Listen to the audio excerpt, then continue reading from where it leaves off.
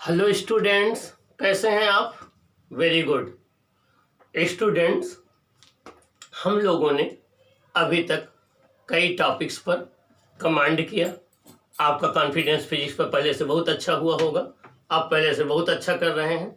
आपके कई chapter clear हो गए, आपकी कई कॉन्सेप्ट क्लियर हो गई। फिजिक्स तो वेरी इजी सब्जेक्ट है ना, बहुत ही इजी सब्जेक्ट है। अगर आप इसको अच्छे से कॉन्सेप्ट से रेगुलरिटी से सीखेंगे तो ये आपके लिए सबसे मैक्सिमम स्कोरिंग सब्जेक्ट होगा।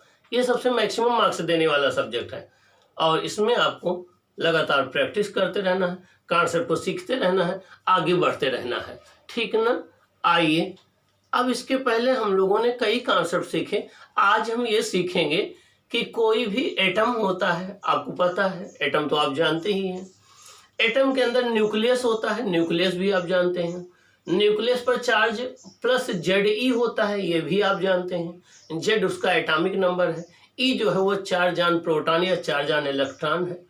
तो Ze न्यूक्लियर चार्ज का एटम, उसके चारों ओर इलेक्ट्रॉन रिवॉल्व करते रहते हैं और इलेक्ट्रॉन एक चार्ज्ड पार्टिकल है। अगर इलेक्ट्रॉन रिवॉल्व कर रहा है इसका मतलब चार्ज मोशन में है।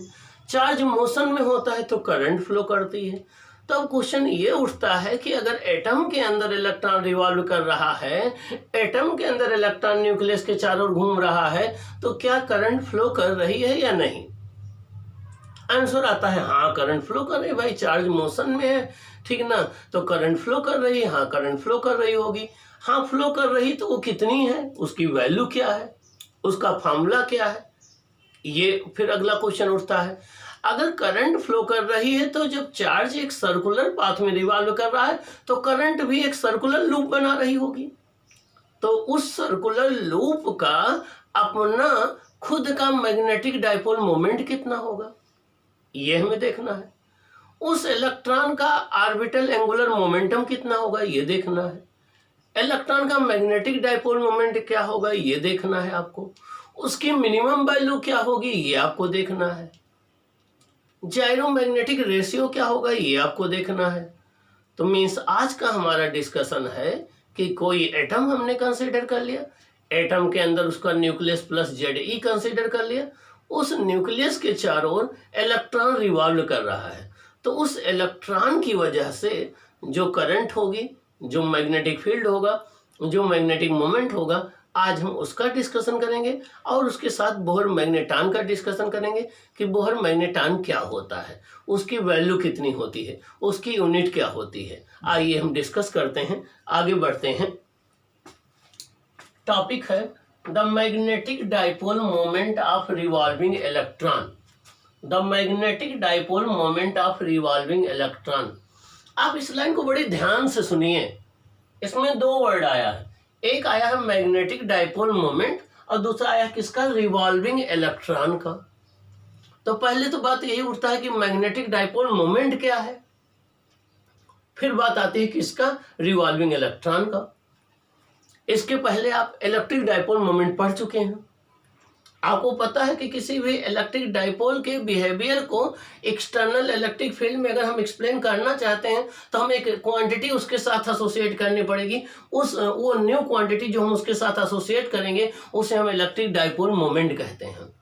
तो अगर कोई एक इलेक्ट्रिक डाइपोल होता है तो उसका इलेक्ट्रिक डाइपोल मोमेंट होता है, जिसको हम वेक्टर P से डिनोट करते हैं। और P इक्वल टू होता है Q इंटू 2L, जिसकी यूनिट कूलम इंटू मीटर होती है, जिसकी डायरेक्शन -Q से +Q होती है।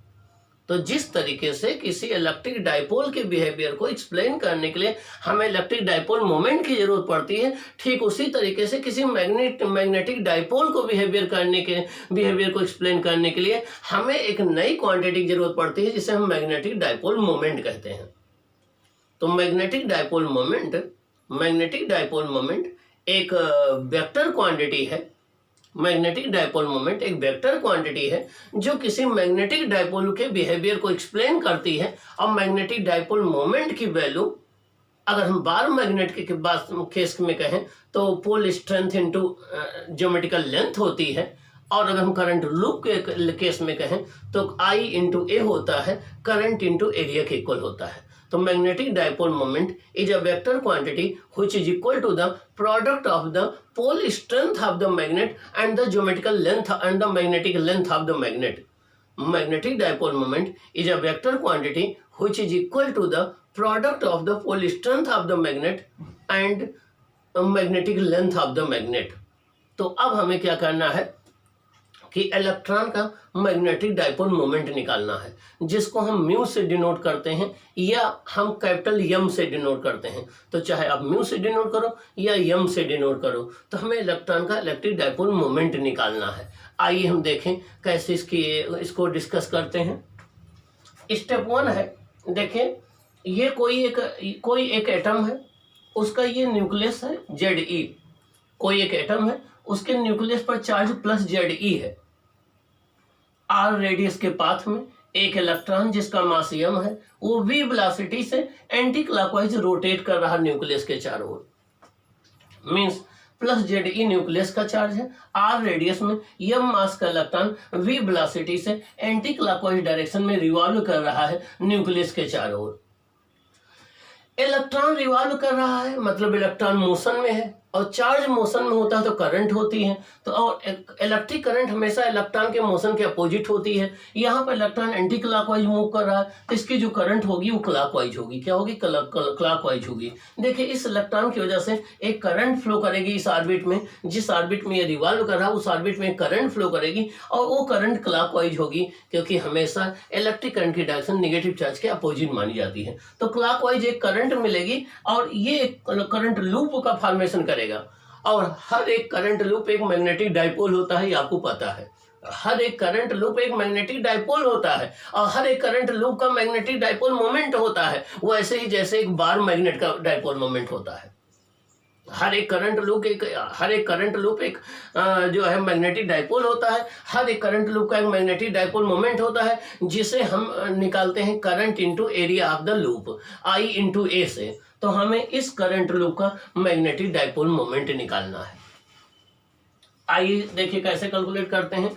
स्टेप 1 में है, let an electron is moving around the nucleus in an atom of nuclear charge plus Ze। हमने कंसीडर कर लिया कोई इलेक्ट्रॉन प्लस Ze चार्ज के न्यूक्लियस के चारों रिवॉल्व कर रहा है in anti clockwise with speed v, anti clockwise direction में v स्पीड से वो रिवॉल्व कर रहा है। कोई एक इलेक्ट्रॉन है जो किसी एटम में उस न्यूक्लियस के चारों ओर एंटी क्लॉकवाइज डायरेक्शन में v वेलोसिटी से रिवॉल्व कर रहा है। m इलेक्ट्रॉन का मास है, प्लस Ze न्यूक्लियस का चार्ज है, r रेडियस है, और v उसकी स्पीड है। Due to motion of electron a current loop is formed in clockwise direction. इसके एंटी क्लॉकवाइज डायरेक्शन मूव करने की वजह से एक करंट लूप बनेगा जो क्लॉकवाइज डायरेक्शन में बनेगा।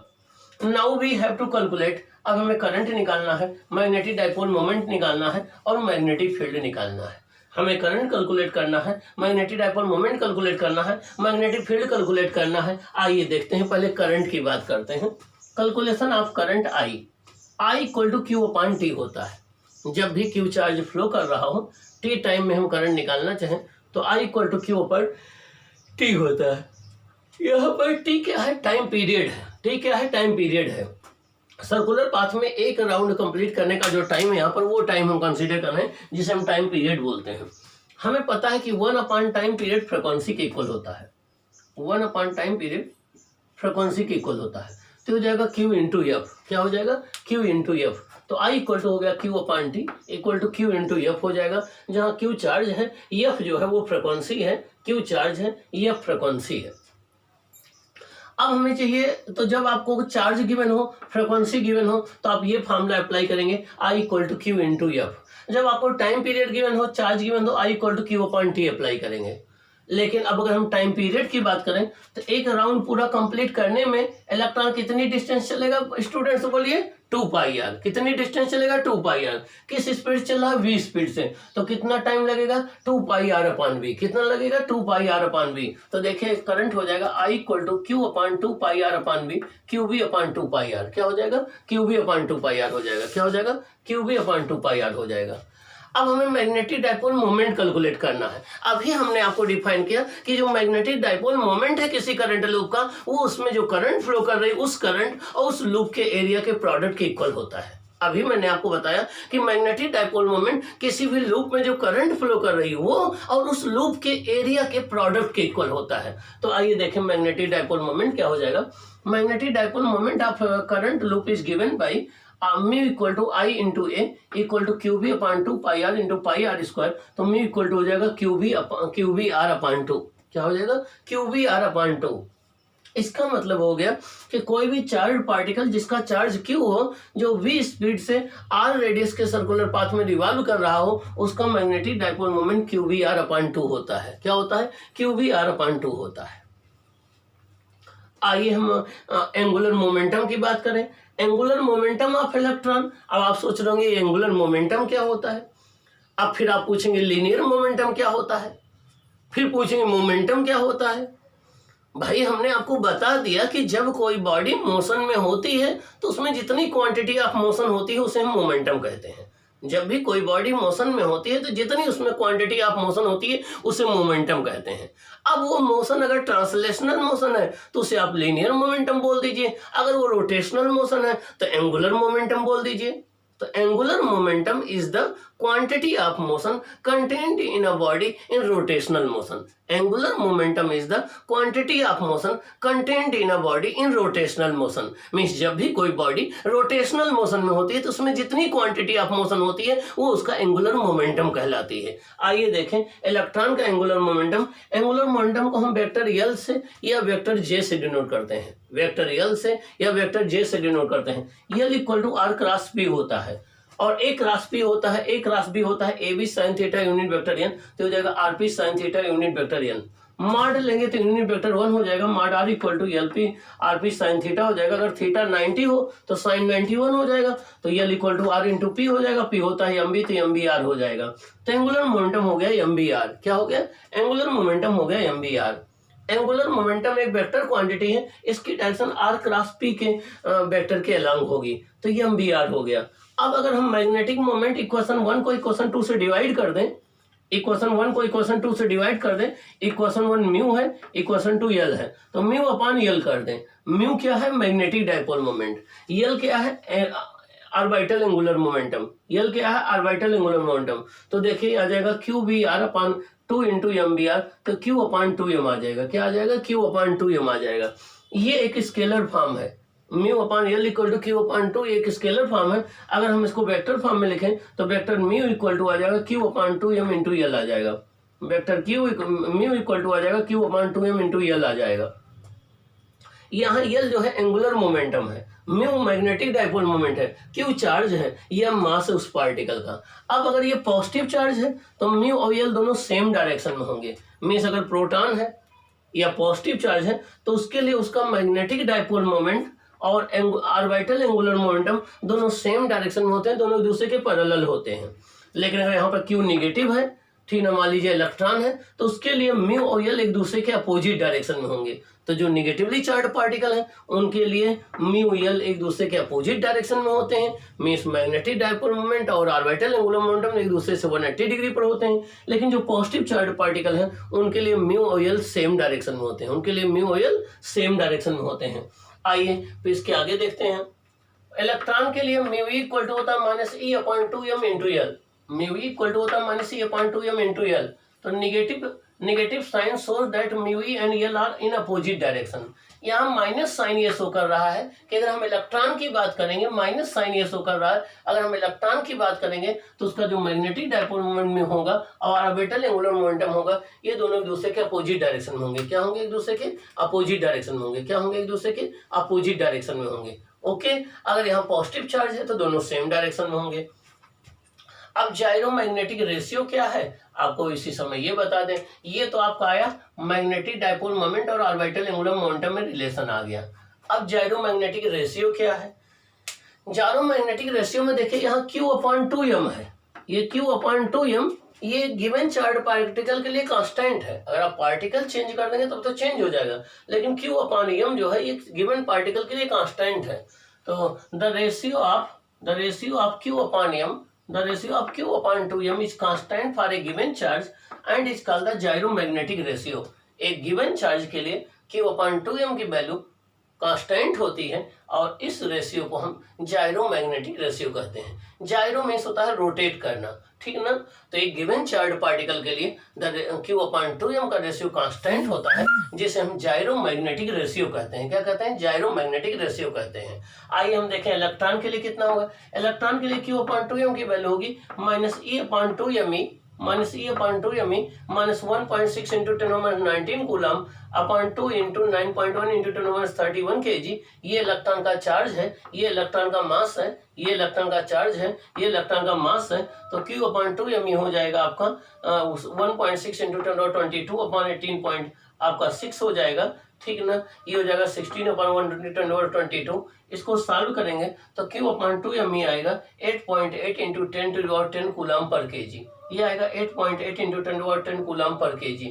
ये आपकी Q/2me की वैल्यू आ जाएगी। तो इलेक्ट्रॉन के लिए जायरोमैग्नेटिक रेशियो की वैल्यू 8.8 × 10⁻10 कूलम पर kg होती है। इलेक्ट्रॉन के लिए जायरोमैग्नेटिक रेशियो की वैल्यू Q/2me ये 8.8 × 10⁻10 कूलम पर kg के इक्वल होती है। Okay, this is the value experimentally verified. ये एक्सपेरिमेंटली वेरीफाइड वैल्यू है, ये एक्सपेरिमेंट के थ्रू भी आई।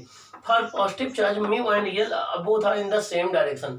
अगर नेगेटिव चार्ज है तब तो म्यू और यल एक दूसरे के अपोजिट डायरेक्शन में होंगे, लेकिन अगर पॉजिटिव चार्ज है तो म्यू और यल दोनों सेम डायरेक्शन में होंगे। क्या होंगे? सेम डायरेक्शन में होंगे। क्या होंगे? सेम डायरेक्शन में होंगे। ओके, आइए अब हम देखते हैं कि बोहर मैग्नेटान क्या है। क्या देखेंगे? बोहर मैग्नेटान क्या है। बोहर मैग्नेटान में हम मेजर क्या करते हैं, हम इसका डिस्कशन करते हैं। ओके, आइए देखते हैं।